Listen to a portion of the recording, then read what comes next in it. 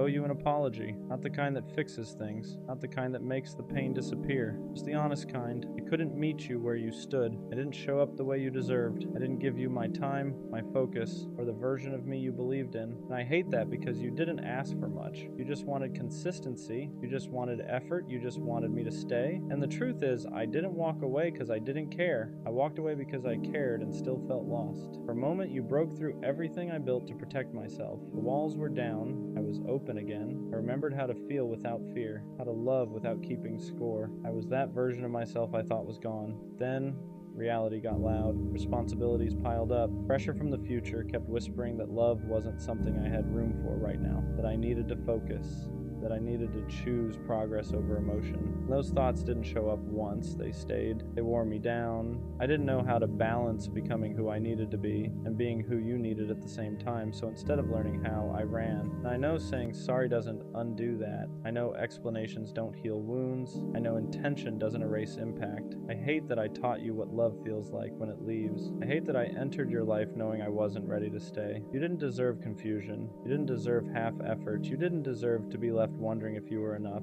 You were. I just wasn't. And maybe one day when timing isn't fighting us, when growth doesn't feel like a threat to connection, I'll look back and understand why it had to end like this. But for now, all I can give you is honesty, not excuses, not promises, just this truth. I didn't fail to love because you weren't right. I failed because I wasn't ready. What hurts the most is knowing I saw the damage happening in real time and still didn't know how to stop it. I felt myself pulling away while you were still reaching out. I noticed the distance growing before I ever said a word about it, and instead of communicating the fear, the confusion, the pressure I was under, I stayed quiet. I chose silence because it was easier than admitting I didn't have the capacity to love you the way you needed. I convinced myself I was protecting you by leaving, that if I walked away early it would hurt less. But that was just another lie I told myself to make it easier to go. Because walking away doesn't soften the impact, it just changes the shape of the pain. Instead of closure, it leaves questions. Instead of understanding, it leaves self-doubt. And I hate that I played a part in that for you. You probably wondered what changed. You said something wrong. If you asked for too much, if loving me was a mistake, that's the part that keeps me up at night. Because none of this was your fault. You didn't push me away, you didn't move too fast, you didn't love wrong. You loved honestly, and I wasn't prepared to receive that. I wish I could tell you that timing is just an excuse, that if you really love someone, you make it work no matter what. But the truth is messier than that. Sometimes people are still becoming who they need to be. Sometimes they're carrying pressure they don't know how to put down. And sometimes they mistake love for something they need to run from instead of lean into. I didn't leave because you weren't enough. I left because I felt like I was failing at everything at once. And instead of asking for patience, I chose distance. I know apologies don't fix what's broken. I know understanding doesn't erase the hurt. But if there's one thing I hope you never forget, it's this. You didn't lose me because you loved too much. I lost you because I didn't know how to stay. There's a weight that comes with being the one who leaves. People think the person who walks away always has it easier. But that's not true. Walking away doesn't mean you stop feeling. It just means you carry the guilt quietly. You replay moments where you should have stayed, moments where you should have fought harder, moments where you almost turned around but didn't. I still think about the way you looked at me when you trusted me, the way you believed in something I wasn't brave enough to hold on to. That kind of trust stays with you. It doesn't disappear just because the relationship ended. It becomes a reminder of what you weren't ready to protect. I know from the outside it probably looks like I chose myself, like I chose my future over you, but it never felt like a clean choice. It felt like failing two things at once, losing you and losing the version of myself that finally felt understood. I didn't walk away empowered, I walked away conflicted. Some nights I wonder what would have happened if I stayed,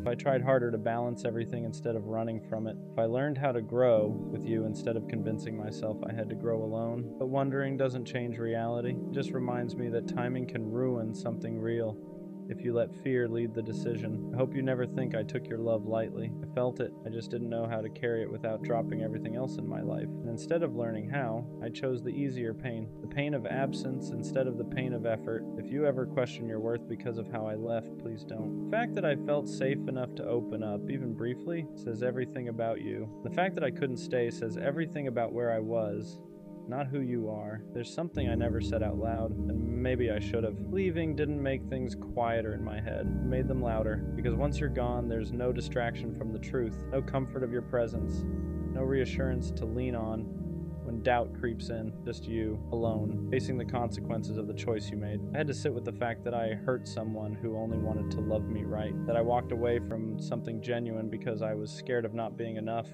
in the future I was chasing. And fear has a way of disguising itself as logic. It tells you you're being responsible, when really you're just running. I told myself I'd come back when things settled down, when life felt more manageable, when I had my priorities straight, but life doesn't pause to give you a second chance at people. And by the time you realize what you lost, the door is usually already closed. What I regret most isn't just leaving. It's not explaining myself fully while I was still there. I didn't give you the clarity you deserved. I let you fill in the blanks on your own, and that's unfair. Silence leaves room for self-blame, and you never deserve to carry that. You probably questioned if the love was real, if the moments meant anything. They did, every single one. The meaning alone isn't always enough to keep two people together when one of them doesn't know how to stay grounded. I'm learning now that growth doesn't have to come at the cost of connection, that ambition and love aren't enemies, that sometimes the bravest thing isn't walking away, but learning how to hold two things at once. I just wish I learned that lesson sooner. The hardest part to accept is that some lessons only make sense after the damage is done. I didn't understand back then that love isn't something you pause and come back to later. When life is more convenient, love happens in the middle of the chaos and the uncertainty and the balancing act you're scared you'll fail at. And I failed because I thought I had to choose one path or the other. I thought I had to become someone first before I could love you properly. I didn't realize that loving you could have been part of becoming that person. Instead, I treated love like a distraction instead of support, like something I had to set aside instead of something that could have helped carry the weight. Now I see how unfair that was to you. You were willing to grow alongside me. You weren't asking for perfection. You were asking for presence, for effort, for honesty. And instead of trusting that, I doubted myself so much that I made the choice for both of us. There's a strange loneliness that comes with choosing growth the wrong way. You make progress, but it feels hollow. You reach milestones and realize there's no one to share them with. And that's when it hits you that success without connection can still feel empty. I don't regret wanting more out of life. I regret not knowing how to include you in that vision. I regret thinking I had to do everything alone, because strength isn't isolation. Strength is knowing when to lean on someone who's willing to stand with you. If I could say one thing without apologizing again, it would be this: don't let my fear make you afraid to love again. Don't let my timing convince you that you asked for too much. You didn't. I just wasn't ready to rise to the moment. There's a quiet regret that doesn't show up right away. It creeps in later when life slows down and you finally have time to reflect. When the noise fades and you're left alone with the truth. That regret isn't loud or dramatic, it's subtle. The realization that you let go of something real because you were afraid of not being able to handle it. I used to think walking away meant I was choosing myself. Now I understand that choosing yourself doesn't always mean leaving. Sometimes it means staying and learning how to show up better, and I didn't know how to do that back then. I thought distance would give me clarity. All it really gave me was perspective. I wish I had sooner. I see now how rare it is to find someone willing to love you while you're still figuring yourself out. Someone patient enough to stand beside you without demanding you have everything together. And I walked away from that because I didn't believe I could be both growing and loving at the same time. There are moments I want to reach out, to explain everything I didn't know how to say before, but I don't, because reopening wounds for my own peace wouldn't be fair to you. Some apologies are meant to stay unspoken, carried quietly as lessons instead of words. I hope you found someone who meets you with the same energy you gave, someone who doesn't hesitate, someone who chooses you without second guessing. And if you haven't yet, I hope you at least learned that the love you offer is rare. The way you care isn't something everyone can handle, but the right person will treasure it. As for me, I'm learning that readiness isn't something you wait for. It's something you practice, and I'm practicing now, even if it's too late for us. There's a strange kind of maturity that comes from realizing you can't undo certain things, not because you don't care enough, but because caring now would mean accepting that some doors close quietly and stay that way. And learning to respect that is part of growing up, even when it hurts. I've had to sit with the fact that love doesn't always come back around when you're finally ready. Sometimes it shows up before you know how to hold it, teaches you a lesson, and leaves. Not as punishment, but as preparation. And that's a hard truth to swallow when you realize the timing was off by just a little, but that little bit changed everything. What stays with me isn't just the regret, it's the clarity, the understanding of what I want to be different next time. I know now that I don't want to run when things get heavy. I don't want to choose distance just because I'm scared of failing. I don't want to confuse being busy with being unavailable. I don't want to leave someone guessing where they stand. You taught me that love isn't about having everything figured out. It's about choosing choosing someone even when life is uncertain, about growing with someone instead of away from them. And even though I couldn't do that with you, that lesson is etched into me now.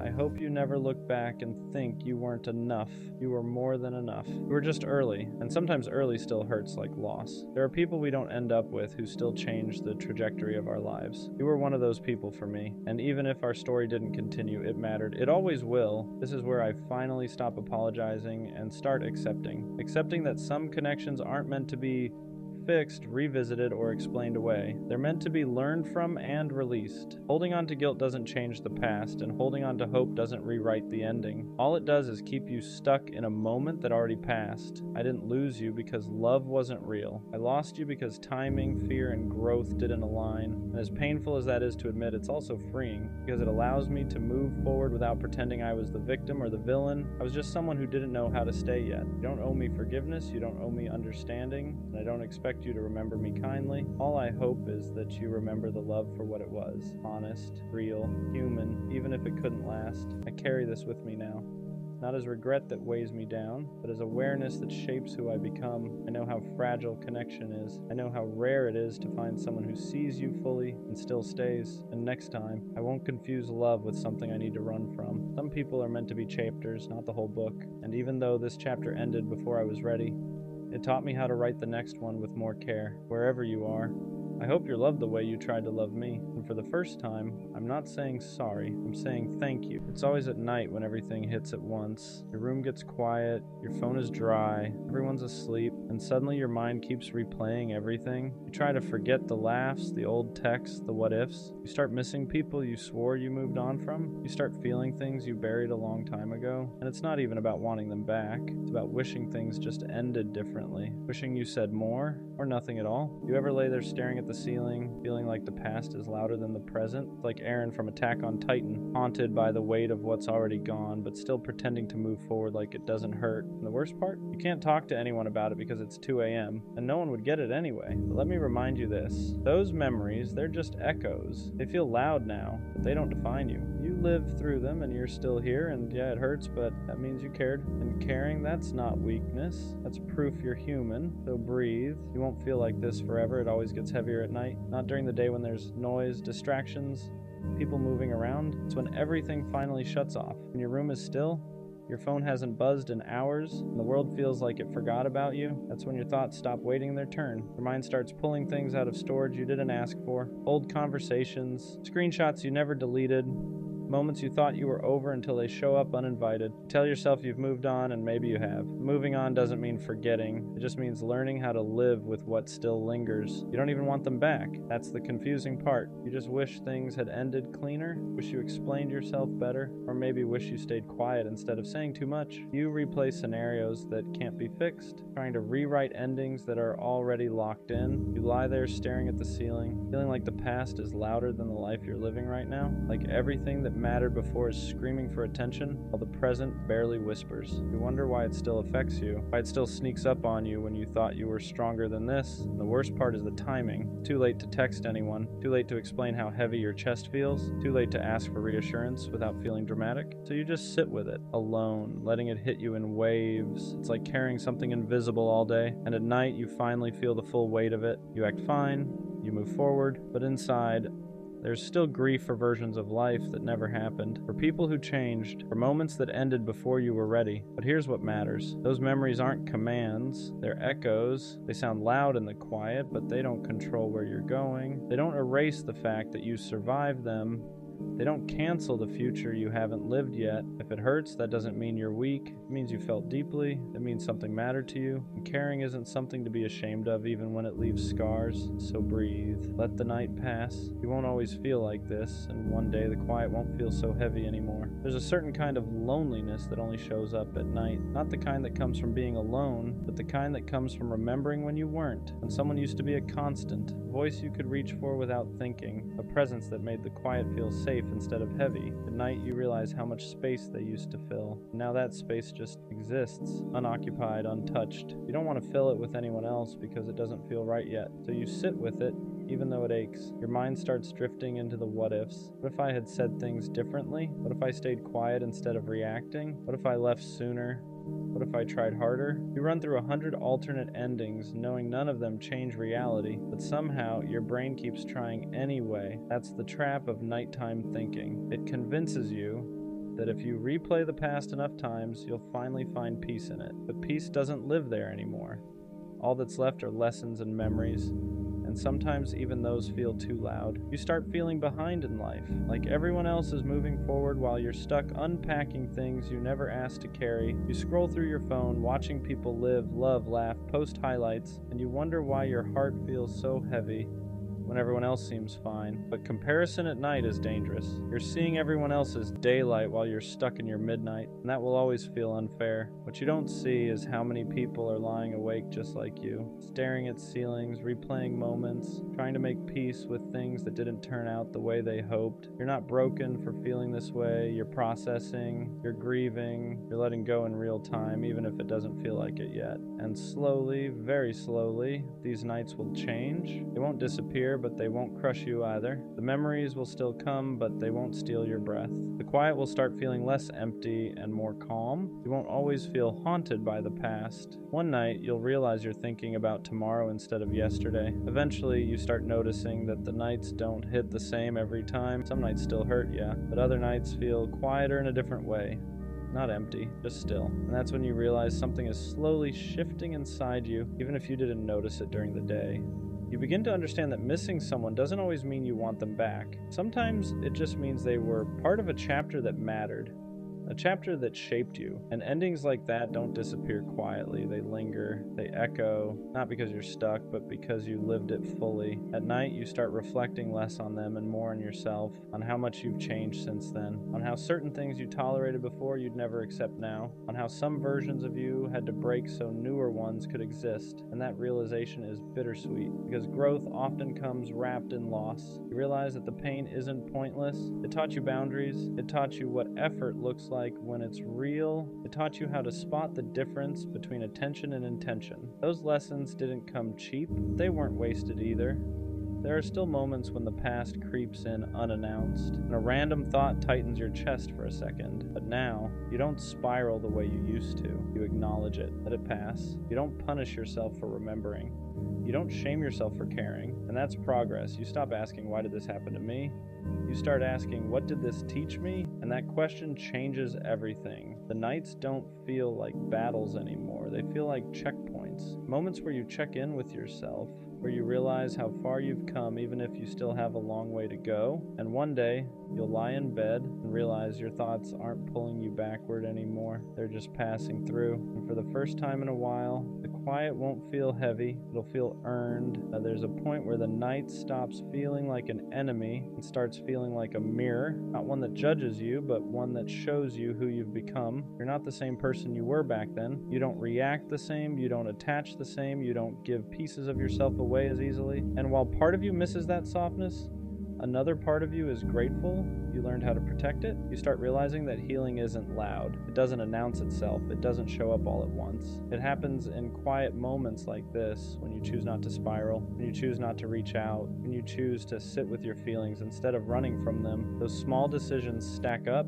even if it doesn't feel like it yet. Some nights you'll still feel that ache, that sense of loss, but it won't feel like panic anymore. It'll feel like a reminder that you loved something real, reminder that you're capable of depth. And instead of breaking you, that thought will start to ground you. You'll also start noticing how much space you've created. Space in your mind, space in your heart, space in your life. At first, that space felt terrifying, like something was missing. Now it starts to feel like potential, like room for something healthier, something calmer, something that doesn't require you to lose sleep just to feel secure. You begin trusting yourself again, trusting that you can handle whatever comes next, trusting that even if something ends, you won't fall apart the way you once did. You've already proven that to yourself night after night just by getting through. And that's the part people don't see. They don't see the growth that happens in silence. They don't see the strength it takes to sit with your thoughts and still choose to move forward. But you know, and that's enough. The night won't always feel like this. One day it'll just be night. No wait, no replay, just rest. At some point, you stop fighting the memories when they show up. You don't chase them, but you don't shove them away either.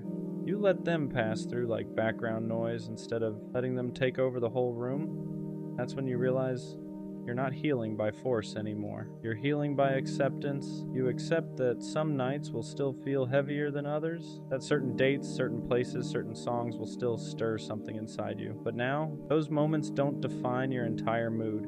Don't steal the whole night. They're just moments, and moments pass. You also start understanding that the past isn't trying to pull you back, just reminding you that you lived, that you felt something real, that you weren't numb, and there's something powerful about that, because numbness is easy. Feeling is brave. You stop asking yourself if you'll ever fully move on. That question slowly loses importance.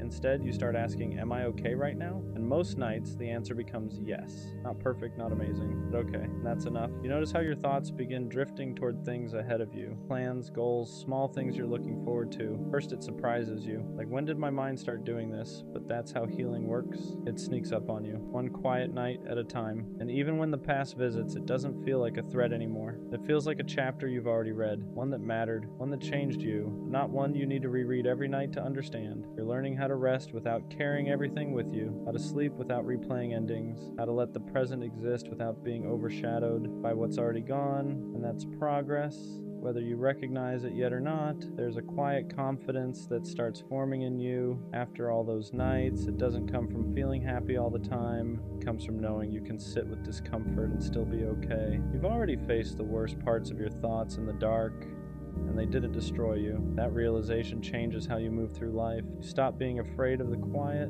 Silence doesn't feel like abandonment anymore. It feels neutral, sometimes even comforting. You don't need constant noise or validation to feel grounded. You've learned how to be alone without feeling lonely, and that's something a lot of people never figure out. You also become more honest with yourself about what you want, about what you won't tolerate again, about the kind of connections you deserve. The nights taught you that chasing what's gone only keeps you stuck, and protecting your peace isn't selfish, it's necessary. And when you think back on the people you missed, the pain isn't as sharp. There's still tenderness there, but it's softer now, less like a wound and more like a scar. Proof that something happened, but also proof that it healed. You start trusting that life doesn't end with one loss, that the world doesn't stop because something did. You realize that endings don't erase everything that came before them, and they don't block everything that comes after. They just redirect you, and one night, without any dramatic moment, you'll notice something small but important. You're tired in a normal way, not emotionally drained, not overwhelmed, just ready to rest. And as you close your eyes, you won't feel haunted, you'll feel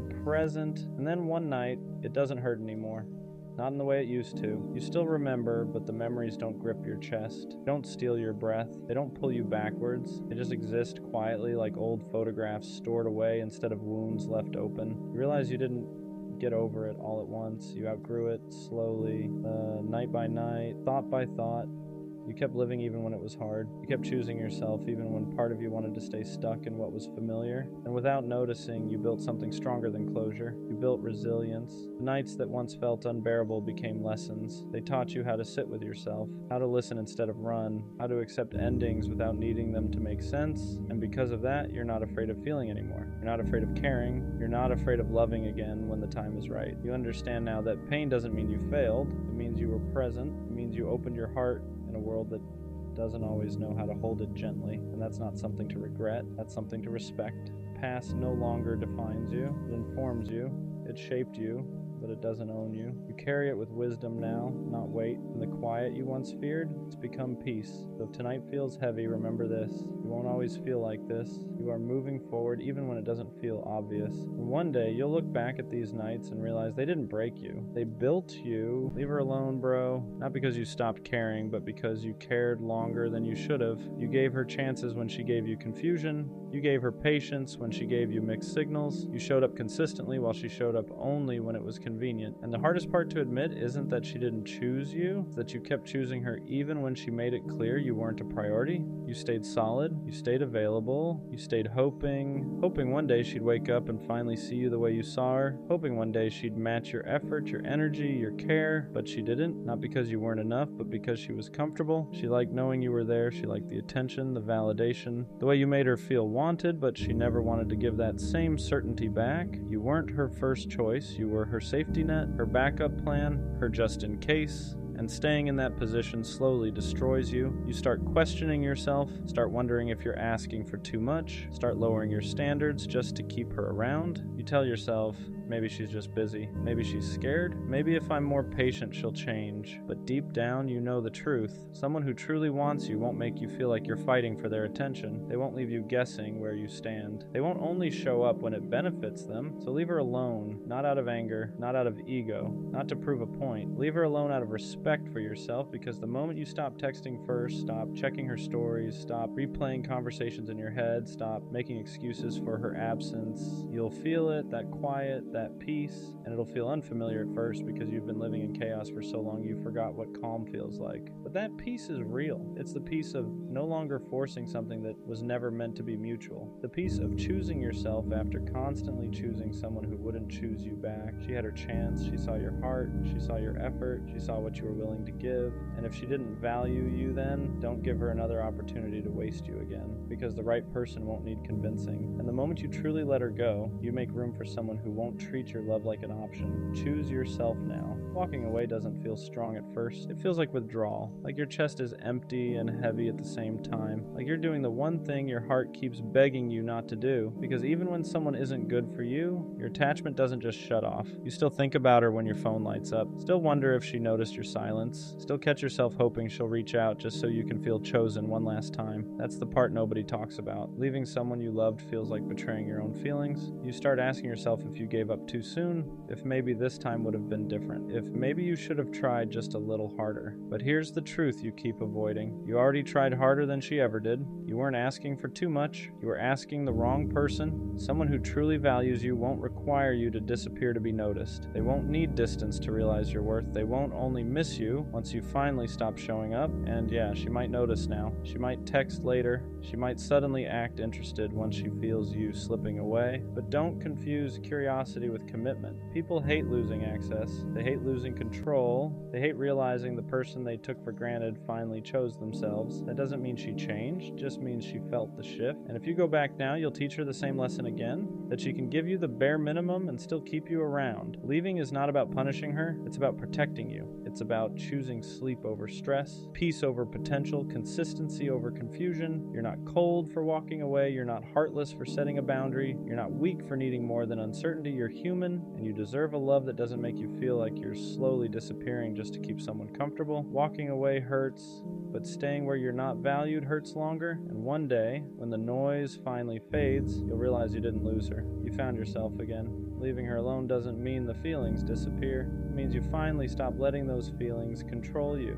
Because the hardest part isn't cutting contact. It's sitting with the silence afterward. It's waking up and realizing there's no good morning text to send, no story to check, no excuse to reach out, just to see how she's doing. Your brain will try to trick you. It'll replay the good moments, the laughs, the nights where it felt real. It'll tell you that maybe you imagined the distance, maybe you were asking for too much, maybe if you just explained yourself better she would have stayed, but you already explained yourself through effort, through patience, through showing up when it wasn't convenient. Love doesn't need translation. If she wanted to choose you, she wouldn't have kept you guessing. She wouldn't have made you feel like your presence was optional. She wouldn't have treated your consistency like something she could always come back to later. You weren't confusing. You were clear. She just wasn't committed. And yeah, it hurts realizing that the person you'd fight for wouldn't even fight for clarity with you. That's when you have to stop romanticizing the potential and start respecting the reality. Reality is this: you were giving girlfriend level energy to someone who kept you at arm's length.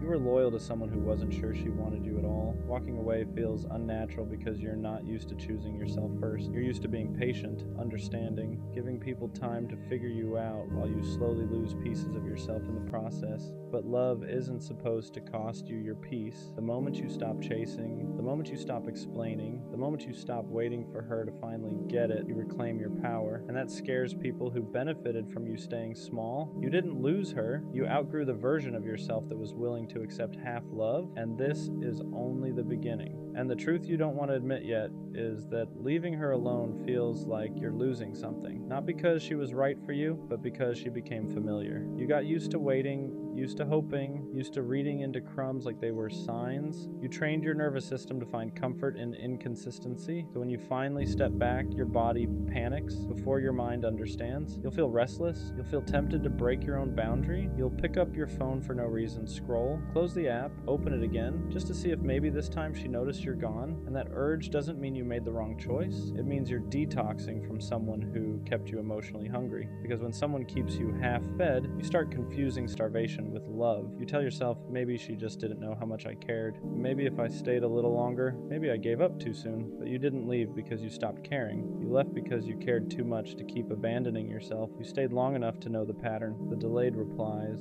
the empty apologies, the promises that never turned into action. You stayed long enough to realize that if someone wanted to show up for you, you wouldn't have to convince them. And deep down, you know that. That's why the silence hits different now. It's not empty, it's honest. For the first time, you're not waiting for her mood to decide your worth. You're not shrinking yourself to stay chosen. You're not wondering if today's the day she finally treats you right. And yeah, it hurts. Because healing doesn't feel peaceful at first. It feels lonely. But loneliness with self-respect will always be quieter than love that keeps you anxious. One day you'll look back and realize leaving her alone was the moment everything started changing. Not because she came back, but because you finally came back to yourself. At some point, you have to ask yourself a hard question. How long are you willing to wait for someone to finally treat you right? Not because they're evil, not because they're a bad person, but because they keep showing you over and over that you're not a priority. And the scary part, you already know the answer. You've known it for a while. You just didn't want to accept it. Because accepting it means admitting that the future you imagined with them was built more on hope than reality. You weren't in love with what was happening. You were in love with what could have happened if they just showed up the way you needed. So you stayed, you waited, you overextended yourself, you gave patience to someone who gave you uncertainty, you gave loyalty to someone who gave you mixed signals, you gave understanding to someone who never tried to understand you, and every time they pulled away, you blamed yourself. Maybe I'm asking for too much, maybe I'm being dramatic, maybe this is just how love is, but love is not confusion. Love is not constantly guessing where you stand. Love is not feeling anxious every time your phone lights up or doesn't. Love doesn't make you feel replaceable. What really kept you stuck wasn't them, it was the version of you that believed walking away meant you failed, but leaving doesn't mean you lost. It means you finally stopped losing yourself, because staying with someone who makes you feel unwanted slowly erodes your confidence in ways you don't notice at first. You stop speaking up, you stop expecting effort, you start accepting bare minimum behavior and calling it maturity, you start shrinking your needs so you don't scare them away, and that's when love stops being love and starts becoming survival. You don't need to be less to be loved. You don't need to be quieter, cooler, easier, more convenient. The right person won't feel overwhelmed by your care. They won't feel annoyed by your presence. They won't treat your love like something disposable. They'll meet you where you are instead of making you feel like you're always asking for too much. And yeah, choosing yourself feels lonely at first because you're breaking a habit. You're breaking the habit of chasing, the habit of waiting, the habit of hoping someone will finally choose you. But peace doesn't arrive loud. It arrives quietly. In the moments you stop checking your phone, stop explaining yourself, stop wondering why you weren't enough, one day you'll realize you don't miss them, you miss who you were before you started doubting your worth, and that version of you, they're still there. You didn't lose love, you protected it. You didn't walk away from something good. You walked away from something that was slowly breaking you. And that's not weakness, that's growth. And what nobody tells you is that once you finally stop chasing them, that's when everything gets quiet. Not empty quiet, honest quiet. No more checking your phone every 5 minutes. No more replaying conversations in your head, wondering if you said the wrong thing. No more anxiety before hitting send. No more hoping today will be the day they suddenly care more. At first it feels uncomfortable because chaos became familiar, confusion felt normal, and peace feels strange when you're not used to it. You might even miss them for the wrong reasons. Not because they treated you well, but because your nervous system got addicted to inconsistency. You got used to highs and lows, to feeling chosen one day and invisible the next, to chasing validation instead of receiving love. That kind of pattern messes with your head. It makes you mistake emotional stress for passion. It makes stability feel boring and uncertainty feel exciting. But real love doesn't keep you guessing. It doesn't disappear when things get inconvenient. It doesn't require you to earn basic respect. Real love feels safe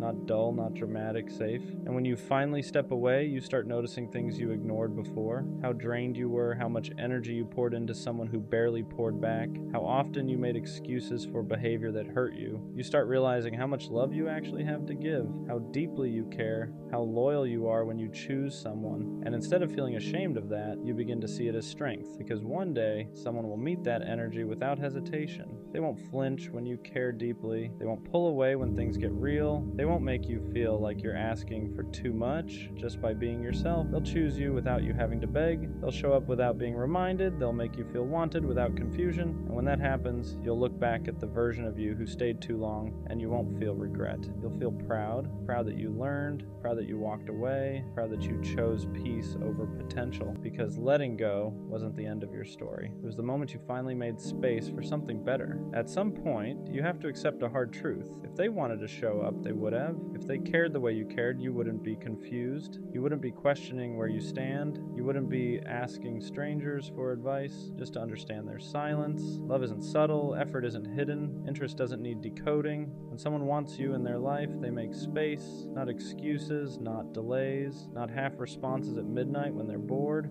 And the reason it hurts so much to accept this is because you invested emotionally before you were ever chosen properly. You imagined futures, you pictured moments that never actually happened. You fell in love with potential instead of reality. That's not weakness, that's hope. But hope becomes dangerous when it keeps you stuck, when it convinces you to stay loyal to someone who treats you like an option, when it makes you believe that patience will eventually turn into priority. It won't. People don't suddenly wake up and value you after months of showing you they don't. They don't magically learn how to love you correctly once they realize you'll stay no matter what. If anything, they learn they don't have to try. And that's why walking away feels so heavy, because you're not just letting go of them. You're letting go of the version of the future you created in your head. You're grieving something that never fully existed. That kind of loss is real. You'll miss the idea of them more than the person. You'll miss what you hoped they'd become, not what they actually showed you. And that's okay. Healing doesn't mean pretending it didn't matter. It means being honest about why it did and still choosing yourself anyway.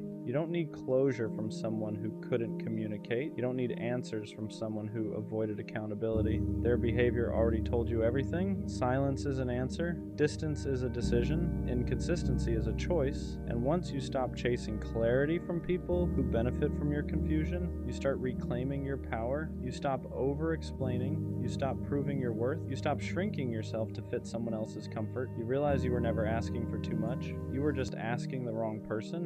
And when that finally sinks in, you don't become bitter, you become selective. You start protecting your heart the same way you used to give it away. You start choosing peace over chaos, consistency over excitement, respect over attachment. Let them go, not because they're a bad person, but because they weren't your person. And the moment you truly accept that is the moment your life starts opening up in ways you couldn't see before. And the craziest part is, once you stop chasing them, you start noticing how quiet it gets. Not the painful kind of quiet, but the kind where your nervous system finally gets a break.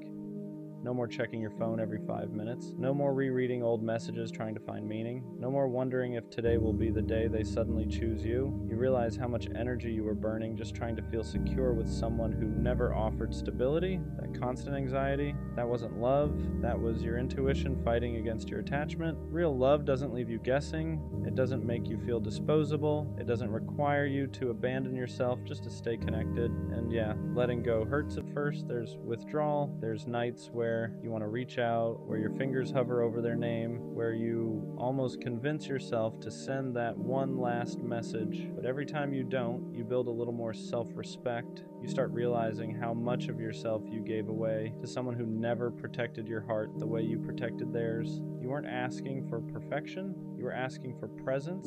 You were asking for effort. You were asking to matter. And one day, someone will meet you where you are without you having to beg, explain, or wait. They won't make you feel like you're too much. They won't make you feel like you're replaceable. They won't make you question your value in moments of silence. But you don't get to that person if you keep clinging to the ones who treat you like an option. So let this be the moment you choose differently. Not out of bitterness, not out of revenge, but out of self-respect. Because the version of you that keeps chasing people who don't choose you deserves rest. And the version of you that finally walks away is the one that makes room for something real. A lot of people don't talk about how hard it is to walk away from someone you still care about, not because you don't see the red flags, but because you remember the good moments too clearly. You remember who they were in the beginning, the version of them that felt safe, the version that made you feel wanted, chosen, important, and you keep hoping that version will come back. That's what keeps you stuck. Not love, hope. Hope that if you wait a little longer, if you explain yourself one more time, if you give just a bit more patience, they'll finally show up the way you need them to.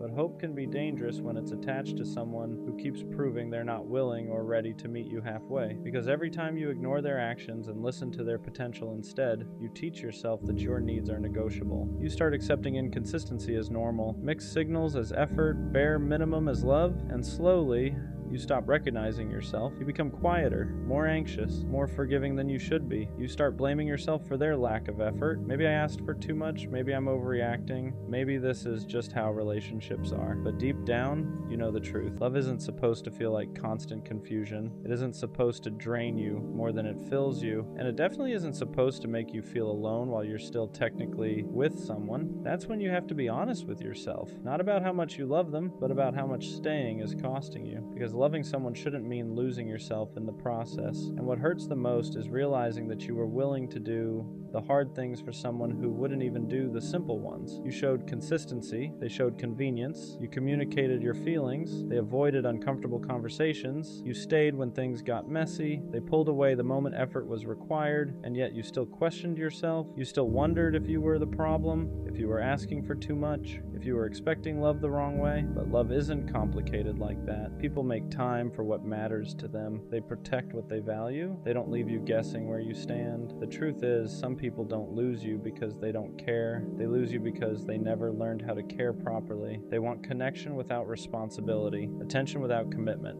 love without effort. And you can't teach someone how to show up if they don't want to. That's why leaving isn't weakness, it's self-respect finally getting louder than attachment. It's choosing peace over potential, reality over hope, self-worth over familiar pain. Walking away doesn't mean what you felt wasn't real. It means you finally decided that you are real too. And one day you'll look back and realize that the moment you stopped chasing was the moment your life got quieter, lighter, clearer. Because the right person won't make you feel like love is something you have to earn. They'll choose you without being convinced. You stayed longer than you should have because you believed in what could be, not what actually was. You kept replaying the good moments, convincing yourself they meant more than the silence, the distance, the excuses. You ignored the way your chest felt heavy every time you waited for a reply. You ignored how drained you felt after giving everything and receiving the bare minimum. That wasn't love making you tired. That was imbalance. Real love doesn't leave you anxious. It doesn't make you feel disposable. It doesn't turn your patience into pain. And the hardest truth to accept is that some people are comfortable letting you overextend as long as it benefits them. They don't stop you. They don't reassure you. They just take until one day you finally stop giving.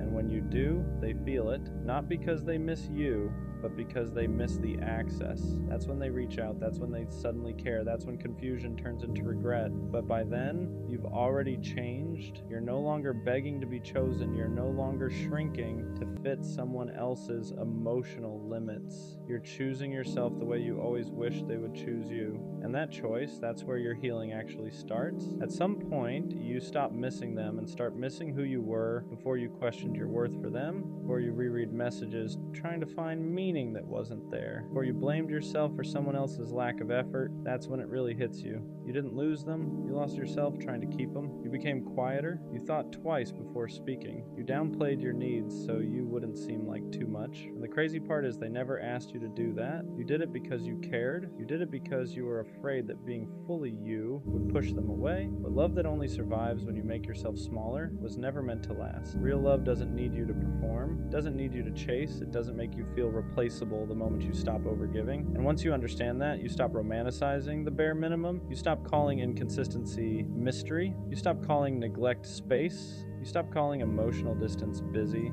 You see it for what it really was. Someone enjoying your presence without respecting your heart. That realization hurts, but it also frees you, because now you know you're not asking for too much. You were just asking the wrong person. And the next time someone comes along, you won't beg them to stay. You'll watch how they show up. You'll notice how they choose you without being asked, and if they don't, you'll walk away sooner. Not because you don't care, but because you finally do. And there comes a point where the pain shifts. It's no longer about missing them. It's about realizing how much of yourself you gave away just to keep them comfortable. You start remembering moments where you stayed quiet even though something hurt. Moments where you said, "It's fine," when it really wasn't. Moments where you lowered your standards because you didn't want to seem demanding. You replay conversations in your head and notice how often you explained yourself, how often you justified their behavior, how often you made excuses for why they couldn't show up the way you needed, and that's when it finally clicks. You were never asking for too much. You were asking the wrong person to do what they were never willing to do. You weren't needy. You were neglected. You weren't overthinking. You were being given mixed signals. You weren't insecure. You were emotionally starved. And once you see that, you can't unsee it. You realize how exhausting it was to love someone who only showed up halfway, how draining it was to constantly wonder where you stood with them, how heavy it felt to care more than you were cared for.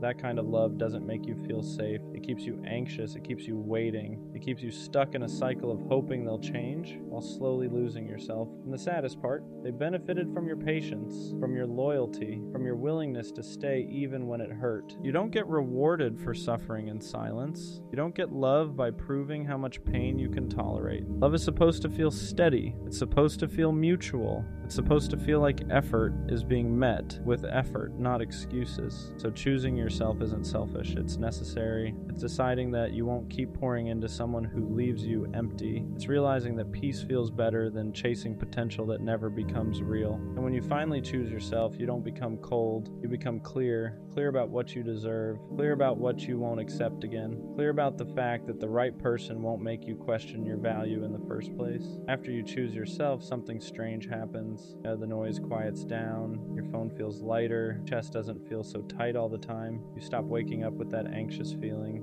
wondering if today will be the day they finally show up for you or disappoint you again. You stop checking your phone every 5 minutes, stop rereading old messages, stop trying to decode tone, timing, silence, because you finally understand that love was never supposed to feel like a puzzle, and that's when you realize how much energy you were wasting on someone who was unsure about you while you were sure about them. You were loving from a place of hope. They were loving from a place of convenience. You wanted depth.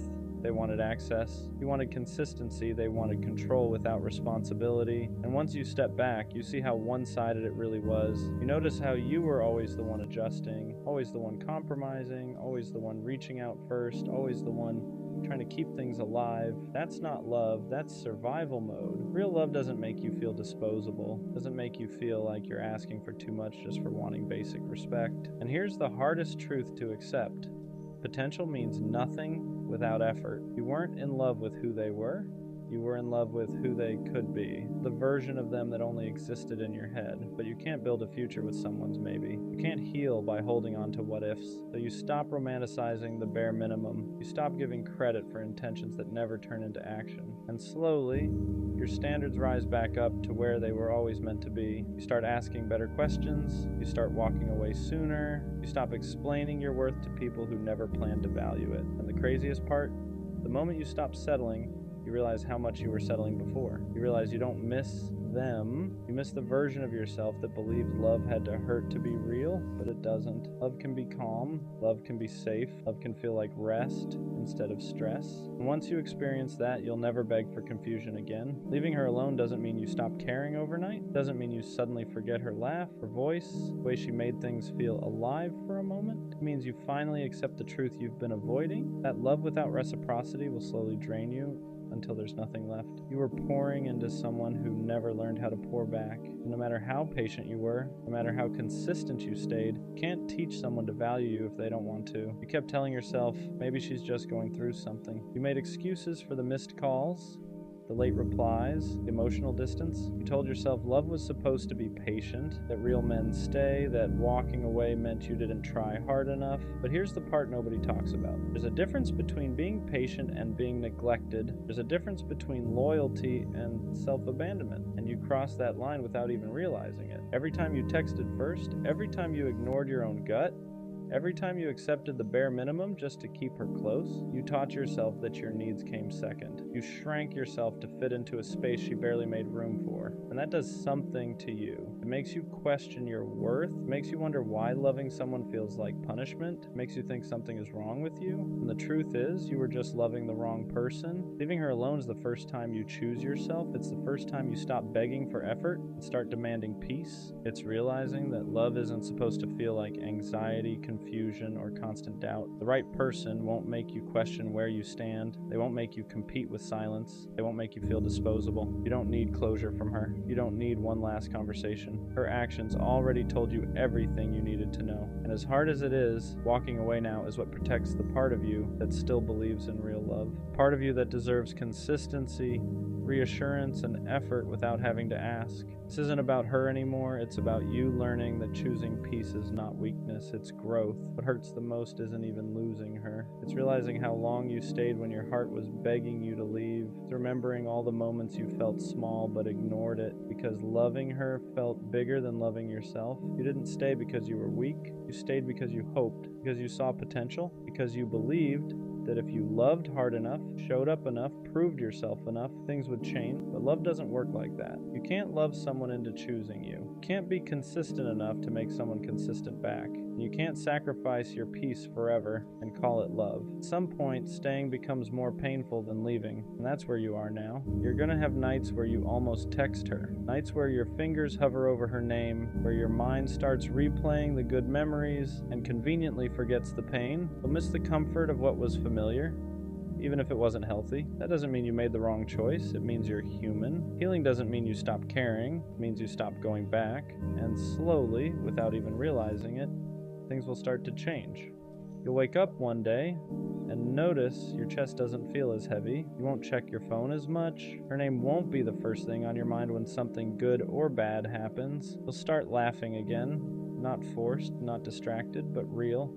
You'll start feeling like yourself again. That's when you'll understand why it had to end. Not because she was evil, not because you were unlovable, but because she wasn't capable of meeting you where you stood. And staying would have cost you parts of yourself you can't afford to lose. One day, someone will choose you without hesitation, without confusion, without making you question your worth. And when that happens, you'll look back and realize leaving her alone was the moment your life finally started loving forward. And listen, there's something nobody really prepares you for after you finally walk away. The quiet, not the peaceful kind at first, the kind where there's no chaos, no waiting on replies, no wondering if today will be the day she finally shows up the way you need her to. That silence can feel uncomfortable because you got used to emotional noise, you got used to the highs and lows, the hope, the disappointment, the cycle, and when it's gone, your mind almost panics like it lost something important. But what it really lost was the stress.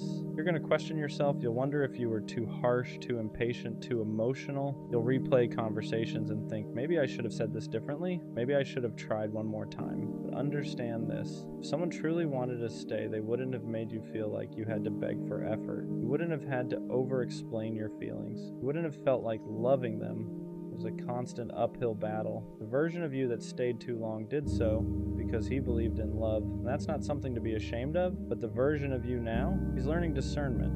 He's learning that love without respect will drain you. That potential means nothing without action. And that choosing yourself isn't selfish, it's necessary. You didn't lose her. You released someone who was blocking the path to someone better, someone who won't confuse consistency with boredom, someone who won't make you feel like an option, someone who won't need reminders of your worth. Right now, it might feel like you're walking alone, but you're not going backwards anymore, and that's everything. And one day, without even realizing it, you're gonna wake up and she won't be the first thought on your mind anymore. Not because you stopped caring overnight, not because what you felt wasn't real, but because you finally gave yourself permission to move forward. The memories won't disappear, but they won't control you either. They'll just be reminders of what you survived, not what you're missing. You'll start to notice how much lighter you feel, How your chest isn't tight every time your phone buzzes. How you're not constantly checking stories, rereading old messages, or wondering why you weren't enough for someone who never knew how to love you properly in the first place. You'll realize how much of yourself you were giving away to someone who kept taking without ever pouring back into you, and that's when it hits you. The problem was never your effort. It was never your heart being too big. It was never you loving too deeply. The problem was that you were offering loyalty to someone who didn't know how to value it. You were offering consistency to someone addicted to convenience. And you were offering real love to someone who only liked the idea of being loved. Walking away wasn't a loss. It was a correction, a reset, a moment where you finally chose peace over potential, clarity over confusion, and self-respect over attachment. That takes strength most people don't have. So don't go back. Not when she gets lonely, not when she suddenly remembers your value, not when she realizes nobody else loved her the way you did, because by then you'll understand something important. Someone who truly wants you won't need to lose you to see your worth. Leave her alone, and finally let yourself be found by someone who won't ever make you question if you matter. I don't know who needs to hear this, but you have to let them go. Not slowly, not halfway, not with one foot still stuck in the past. You have to actually let them go, because they're not coming back, not in the way you want, not in the way you deserve. And holding on to that hope is what's keeping you stuck. That's the hardest part to accept. Not the loss itself, but the finality of it. The idea that the version of them you're waiting for doesn't exist anymore. Or maybe it never did. You keep replaying memories, rereading old messages, telling yourself that if you just wait a little longer, they'll realize what they lost. That they'll come back changed, more sure, more ready. But the truth is, if they wanted to come back, they would have already. Letting go feels like betrayal. Like you're giving up on something that once meant everything to you. It feels wrong to stop caring when you cared so deeply for so long. Your mind keeps fighting it, saying just one more day, just one more chance, just one more sign. But every extra day you hold on is another day you delay your own healing. You don't let go because you stop loving them. You let go because loving them is costing you yourself, your peace, your sleep, your confidence, your ability to be present. You've been living in a constant state of waiting for a text, waiting for clarity, waiting for closure that isn't coming, and that waiting has slowly been draining you. Here's what nobody tells you. Closure doesn't always come from a conversation. Sometimes closure is realizing that silence is the answer, that their absence is the explanation, that the confusion you feel is the clarity you've been avoiding, because someone who truly wants to be in your life won't make you question where you stand. You keep thinking that letting go means nothing good will ever replace what you lost, that you missed your chance, that this was the one. That's grief talking, not truth. Grief narrows your vision, makes the past feel bigger than the future. It convinces you that the best days are behind you, when in reality they haven't even happened yet. Letting go doesn't happen all at once. It's a series of small, painful choices. Choosing not to check their profile, choosing not to reread old messages, choosing not to fantasize about a version of them that no longer exists, choosing yourself, even when it hurts. And yeah, it's a hard pill to swallow, one of the hardest. But the sooner you swallow it, the sooner you can breathe again. The sooner your life starts moving forward instead of replaying the same chapter over and over. Good things are going to come again. I promise you that. But they can't find you if you're still emotionally living somewhere you no longer belong. Right now, it probably feels impossible to believe that anything good could come after this. When you lose someone you were attached to, your world shrinks. Your future starts looking empty, quiet, unfamiliar. You measure everything against them. Every laugh feels weaker. Every conversation feels forced. Every good moment feels incomplete because they're not there to share it with. That's normal. Your brain is grieving what could have been, not just what was. You're mourning the plans you never got to live out, the version of the future you built in your head, the comfort of having someone to lean on. And when that disappears, your mind panics. It tells you this was it. This was your chance. You won't feel like this again. But that voice isn't truth. It's fear. Fear tries to convince you that staying attached is safer than starting over, that even pain you recognize is better than uncertainty. So you cling to what's familiar even when it hurts you, even when it drains you, even when it keeps you stuck in the same emotional place you've been in for too long. Letting go feels like stepping into darkness. You don't know what's on the other side yet. You don't know who you'll become without them. You don't know how long it'll take to feel okay again, and that uncertainty is terrifying. But staying where you are guarantees one thing: nothing changes. You don't heal by holding on tighter.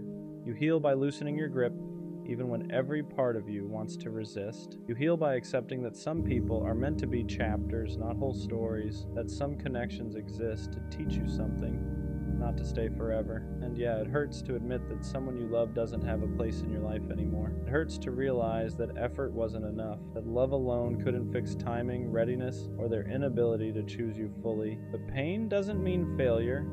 Pain means you cared. Pain means you were real. You're not weak for struggling to let go. You're human. But don't confuse holding on with loyalty.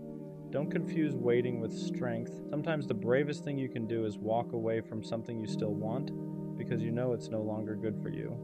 You're not erasing them by letting go. You're releasing yourself. One of the most painful realizations you'll have is that letting go isn't about them at all. It's about you. It's about finally admitting that you've been living for something that no longer exists, that you've been holding space in your heart for someone who stopped holding space for you a long time ago. You tell yourself you're just being patient, that you're strong for waiting, that real love doesn't give up, but there's a difference between patience and self-abandonment. There's a difference between fighting for something and fighting yourself every single day just to survive it, and deep down, you know which one this has become. You've been stuck in this cycle of hope and disappointment. One day you feel okay, almost proud of how far you've come. The next day, a memory hits you out of nowhere and you're right back at the beginning. A song, a place, a random thought at 2 a.m., and suddenly your chest feels heavy again. That doesn't mean you're failing. It means you haven't fully let go yet, because part of you is still waiting for them to validate what you felt, to admit they hurt you, to say they cared as much as you did. But here's the truth you don't want to accept yet. You may never get that. And waiting for it is only keeping you tied to someone who already moved on. Letting go means accepting unanswered questions. It means choosing peace over understanding. It means realizing that not everything broken needs to be fixed. Some things just need to be released, and that's uncomfortable because your heart wants certainty, wants meaning, it wants closure wrapped in a conversation that makes everything make sense. But sometimes closure is recognizing that someone's inability to choose you is the answer, that their silence, their distance, their inconsistency already told you everything you needed to know. You just weren't ready to hear it yet. You didn't imagine the connection. You didn't make it all up. What you felt was real.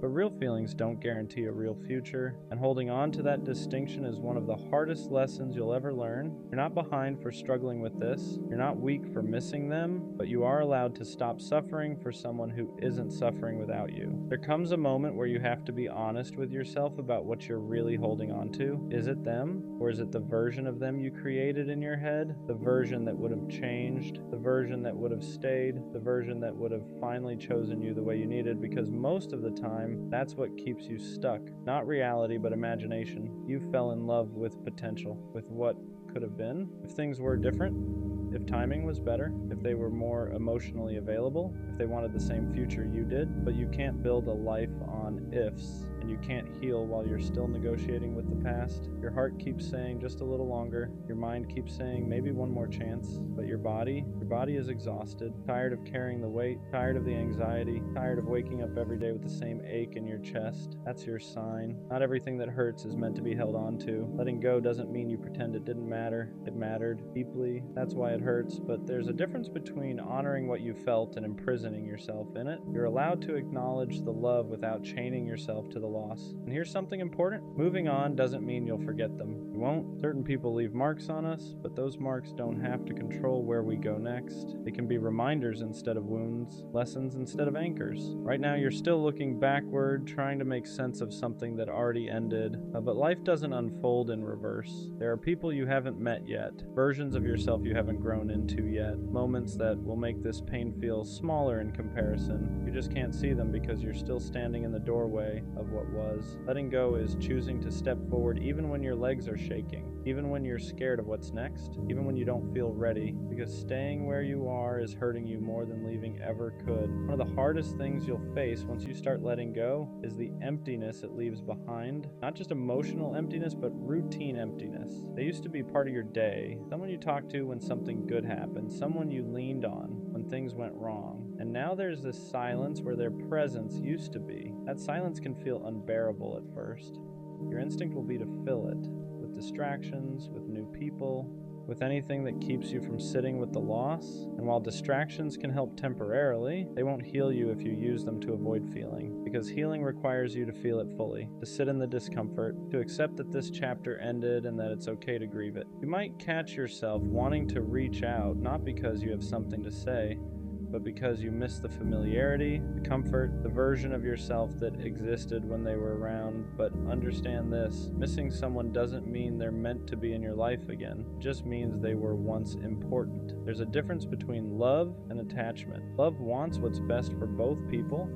Attachment wants relief from pain. And most of the time when you want to go back, it's attachment talking, not love. It's the part of you that's scared of being alone, not the part that's thinking clearly. This is where growth actually happens. In the moments where you choose not to reach out, where you choose to sit with the ache instead of numbing it. You choose yourself even when it feels lonely. Every time you make that choice, you're rebuilding trust with yourself. You're proving that you can survive without them.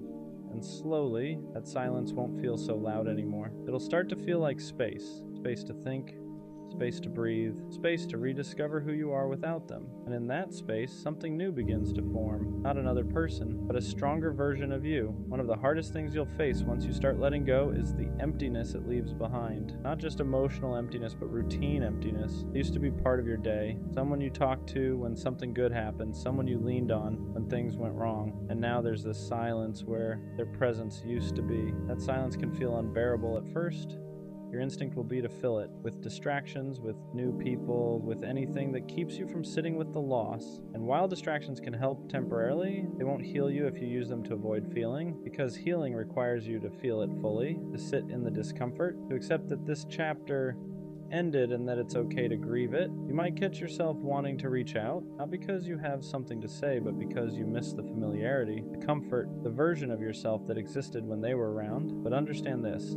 Missing someone doesn't mean they're meant to be in your life again. It just means they were once important. There's a difference between love and attachment. Love wants what's best for both people. Attachment wants relief from pain. And most of the time when you want to go back, it's attachment talking, not love. It's the part of you that's scared of being alone, not the part that's thinking clearly. This is where growth actually happens. And the moments where you choose not to reach out, where you choose to sit with the ache instead of numbing it, where you choose yourself even when it feels lonely, every time you make that choice, you're rebuilding trust with yourself. You're proving that you can survive without them. And slowly that silence won't feel so loud anymore. It will start to feel like space. Space to think, space to breathe, space to rediscover who you are without them. And in that space, something new begins to form, not another person, but a stronger version of you. Eventually you start noticing small shifts, not dramatic ones, nothing that feels like a movie moment, just quiet changes. You wake up and they aren't the first thought in your head anymore. You go a few hours without checking your phone. You laugh at something and realize it didn't immediately remind you of them. And for a second you feel guilty for that. Like moving forward means erasing what you had. It doesn't. Healing isn't linear. Some days you'll feel strong, other days a random memory will knock the wind out of you. It doesn't mean you're going backwards, it means you're human. You spend time building something emotionally, tearing it down takes time too. Be patient with yourself in that process. This is also when clarity starts setting in. You begin to see things more honestly, the red flags you ignored, the effort imbalance, the moments where you shrunk yourself just to keep them around. You realize how often you settled for breadcrumbs and called it love because you didn't want to accept the truth. And instead of hurting you, that realization empowers you. Because now you know what you don't want. You know what you won't tolerate again. You know that love shouldn't feel like confusion, anxiety, or constant self-doubt. It shouldn't make you question your worth. It shouldn't require you to beg for effort or clarity. You also start forgiving yourself for staying too long, for hoping too hard, for ignoring your intuition. You did the best you could with what you knew at the time. That version of you was just trying to be loved. There's nothing shameful about that. And slowly you stop romanticizing the past. You stop replaying only the good parts. You start remembering the nights you felt lonely even when they were still around, times you felt anxious instead of secure, the moments you felt like you were asking for too much when you were really just asking the wrong person. That's when letting go stops feeling like loss. It starts feeling like relief. At some point, you stop asking yourself why it didn't work. That question loses its power, not because you found every answer, but because you finally realize the answers wouldn't change the outcome. Understanding doesn't always heal you. Acceptance does. You accept that you loved genuinely, even if it wasn't returned the same way. You accept that you showed up fully, even if they didn't know how to meet you there. You accept that some people come into your life to teach you something, not to stay forever. And And that lesson, as painful as it was, shaped you into someone wiser. You start trusting yourself again, trusting your judgment, trusting your ability to walk away when something doesn't feel right, trusting that if something ends, you will survive it. That trust is powerful. It changes how you approach everything else in your life. You become more intentional with your time, with your energy, with who you allow access to you. You no longer chase people who are unsure about you. You no longer explain your worth to anyone. You no longer wait around hoping someone will choose you, because you already chose yourself, and that choice shifts everything. You realize you don't need someone to complete you. You're already whole. You wanted them, yes, but you don't need them to be okay. That realization doesn't make you cold. It makes you free. Free from the constant anxiety, free from the emotional limbo, free from the cycle of waiting. You still believe in love, you still want connection, but now you want it without losing yourself, without shrinking, without begging, without settling. You want something that adds to your life, not something you have to recover from, and that's how you know you're healing. Not when the pain disappears completely, but when it no longer controls your decisions. I don't know who needs to hear this right now, but you have to let them go. Not because you didn't care enough, not because what you felt wasn't real, but because holding on to something that's already gone is only hurting you more. They're not coming back, and I know that's a hard pill to swallow. It's one of those truths that sits heavy in your chest because part of you is still hoping, still replaying memories, still thinking maybe one day things will go back to how they were. But the truth is, if they wanted to come back, they would have. You wouldn't be sitting here questioning everything. You wouldn't be overanalyzing every small sign. You wouldn't be waiting for a text that never comes. Someone who wants to be in your life makes that clear. They don't leave you guessing, they don't disappear, and expect you to keep the door open forever. Letting go doesn't mean what you had didn't matter. It doesn't erase the memories, the connection, or the time you shared. It just means you're choosing to stop living in the past. You're choosing to stop punishing yourself by holding on to something that no longer exists, and that choice takes strength, even if it doesn't feel like it right now. I know part of you is scared. Scared that letting go means starting over. Scared that you won't feel that way about anyone else again. Scared that this was your one chance at something special. But that fear is lying to you. Life doesn't give you just one opportunity for love, connection, or happiness. It gives you many, but only if you make space for them. The sooner you let go, the sooner you heal. The sooner you stop checking their page, rereading old messages, and asking yourself what you did wrong, the sooner you start moving forward. And moving forward doesn't mean forgetting. It means accepting. It means allowing yourself to grow past this version of your life.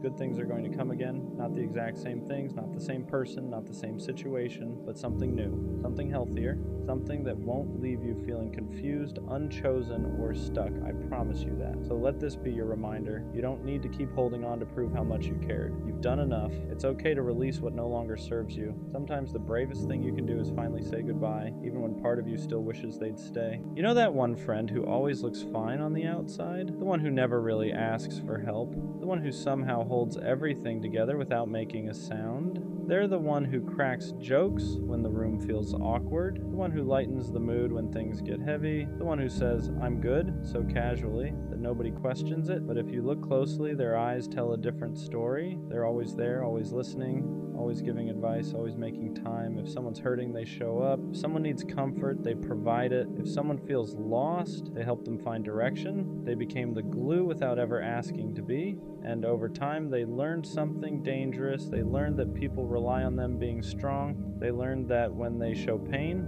it makes others uncomfortable, so they stop showing it. They mastered the art of looking okay. You don't see how tired they really are. You don't see the nights they sit in silence, staring at nothing, trying to keep themselves from falling apart.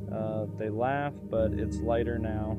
They smile, but it doesn't reach the same place as it used to. They say they're just tired, when in reality they're exhausted in ways sleep can't fix. They learned how to bottle everything up, how to swallow emotions mid-sentence, how to carry pain quietly so no one else has to deal with it, because they don't want to be a burden. They don't want to ruin the mood. They don't want to take up space. So they shrink themselves emotionally, even while holding space for everyone else. And the craziest part, they're not asking to be saved. They don't want attention. They don't want pity. They don't want grand gestures. They just want someone to notice, someone to really ask how they're doing and actually stay for the answer. Someone to notice that their laughter sounds a little forced lately, that their messages are shorter, that they're physically present but mentally somewhere else. Someone to say, you don't have to be strong right now, because being the strong one gets lonely. You carry everyone else's weight and still feel guilty for having your own. You feel like you don't have permission to fall apart because everyone else depends on you staying together. But even strong people need rest. Even strong people need to cry. Even strong people need reassurance. Strength doesn't mean never breaking. It means breaking quietly and still showing up. And that's not fair. So if you have that friend, the one who's always okay, the one who never complains, the one who holds everyone else together, check on them, not with a quick "you good?" Not with a surface level question. Check on them with presence, with patience, with a real conversation. Because sometimes the people who seem the most okay are the ones who need love the most. And sometimes all it takes is one person finally seeing them for the weight they've been carrying alone